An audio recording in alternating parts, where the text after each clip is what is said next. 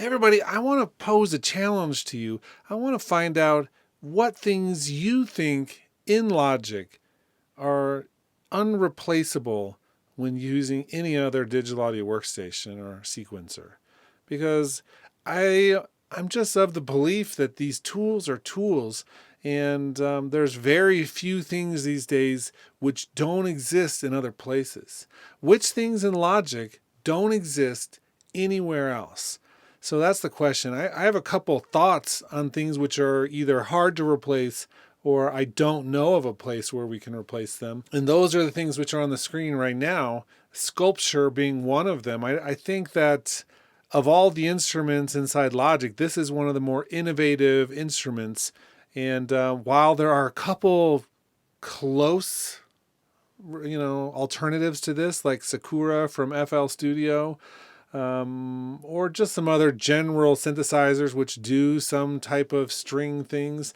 This whole engine modeled off of a string, which we can change the material and morph everything using 5 morph pads. I mean, this instrument is really unique and really special. And I think that even with the addition of something like Alchemy, which is really great, but doesn't come close to what this thing can do. This for me is one of those things that I wouldn't leave Logic because I like to use it. And I haven't found a suitable replacement. That doesn't mean there isn't one. And if you know of one that's very similar to this, which does the same things that this does, then put it in the comments. The second thing would be the auto sampler. The auto sampler was bought by Apple from a company called Redmatica, who were in Italy. And there are a couple things out there. I've looked at a few other things. There are a couple other sample engines which do try to do something similar. But with Redmatica closing down when they got sold, and there's one in FL Studio again with their sampler, but it just works internally. It doesn't work externally like this one. What other samplers are out there which does this, which you just hook up MIDI to the instrument and you tell exactly what to sample, and then it does all the recording, all the editing, all the looping, all the layering, all the round robining, all of that stuff.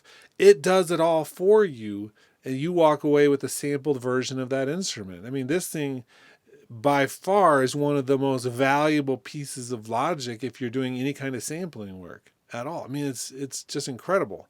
You can then take that and use it in Alchemy or the sampler inside Logic. I mean, there's just so many things that this becomes the source for that I think it's one of the most important distinct features of Logic.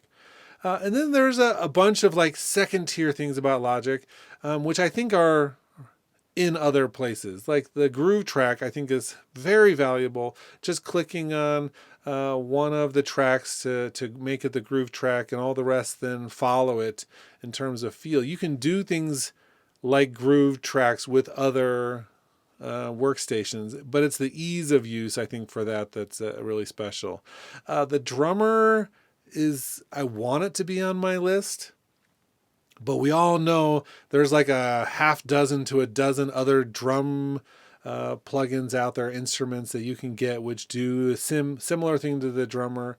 It's just the integration is so tight. I've tried using other ones, and the integration in terms of the groove track, the feel, the performance, and how it ties into the other tracks inside Logic. There's a few distinct things, but overall, I think we could all find drummer instruments other places. The same with almost everything else. I mean, other than those things that I feel here are really distinctive, I think that Logic is highly derivative. Even though it was one of the early ones, now we're in this state where Ableton does something and Logic copies it, and Logic does something and Ableton copies it. And you can't convince me that Ableton hasn't copied some of Logic's features. Just like Pro Tools is trying to catch up with their feature set, even though everybody copied them for a long time. So, I mean, it's like we're going back and forth now, and almost all of the features are pretty much across the boards the same, or you can accomplish the same things. And I think that's good because instead of you all thinking that you need something in order to succeed or have good music. That's actually not the case right now. You could have any workstation, and really the quality of your music comes down to your own creativity. And so that, I think, becomes the real question is, are you willing to put down the discussions about the workstations and actually pick up the challenge to make great music? So I think that that's the thing. But what I want from you is in the comments to list the things that you feel are really distinct about Logic. What is it that you can't find anywhere else? I'm not talking about default sets. I'm talking about purchasing things. What couldn't you buy in terms of a plugin to do something in any of these workstations? Is there anything in Logic which is so unique that we can't find it anywhere else? I'm curious to think of what you think and what your thoughts are on this. So definitely in the comments, respond to this and tell me what you think.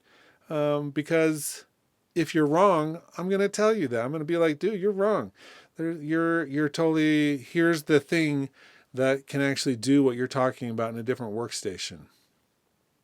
Cool. And I hope that you'll do the same here, because I'm sure there's an instrument like Sculpture someplace that does all of that exact stuff. I just don't know which one it is.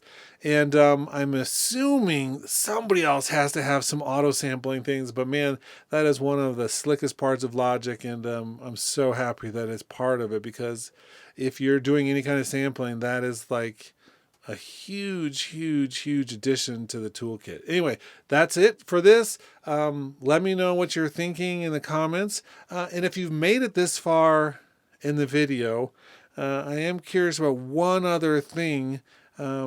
If you are interested in attending a workshop about Logic, so like a Logic Pro boot camp of sorts that we're going to be hosting online, something along the lines of like 4 hours, 2 times for 2 different sessions of just going over a bunch of different focused topics on how to get better with the software. If you're interested in that, let me know in the comments as well. I'm going to be posting some more videos about this so that you can learn what that means and when we're proposing the dates for that.